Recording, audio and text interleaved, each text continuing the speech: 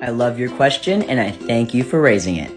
So I truly gave my life to Jesus and surrendered everything completely to follow him, I think in around September of 2021. So at this point, I had been a trans man for around 2 years and I was planning to get engaged, and I was praying in my prayer closet one day and God spoke to me and he gave me a vision.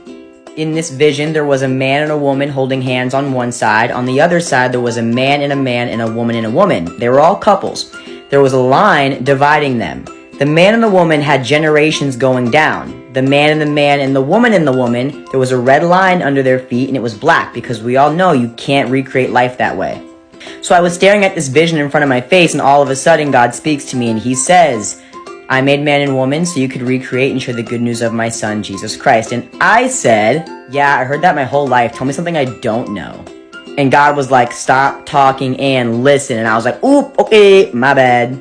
He continues to say, if the devil can convince somebody, a little boy or a little girl, that they are gay, lesbian, trans, or that they are trapped in the wrong body, he said, not only is the devil going against my will, because the devil's will is always against God's will, but the devil is wiping out entire family bloodlines and generations of people that I intended to be born will not exist for my glory. So I was thinking to myself, okay, how many people are not walking this earth right now because of the choices that we make? For example, people always be like, oh God, why don't you end cancer? Why don't you end world hunger? Why don't you stop racism and violence? And God's sitting up here like, yo, I've been trying to send the person who's going to invent the cure for cancer, but they don't exist yet because the people who were supposed to create them chose to live a different lifestyle. So I was just thinking, how many people don't exist right now that should exist because the people who were supposed to create them chose to live another life outside of God's plan for them. Then God said, if you continue to go down this road, you will not meet the man that I designed for you and you will not have the kids you're supposed to have. So I was thinking to myself, okay, God, you say you've designed a man for me. He's meant for me and I'm meant for him. I was thinking about my husband and I was like, okay, what is his life going to be like without me in it? We're designed for each other. And as a husband and wife, we have a goal, a mission that God wants us to complete while we're here on the earth. But if I keep living a homosexual lifestyle, I won't meet that man and we can't complete our assignment by God.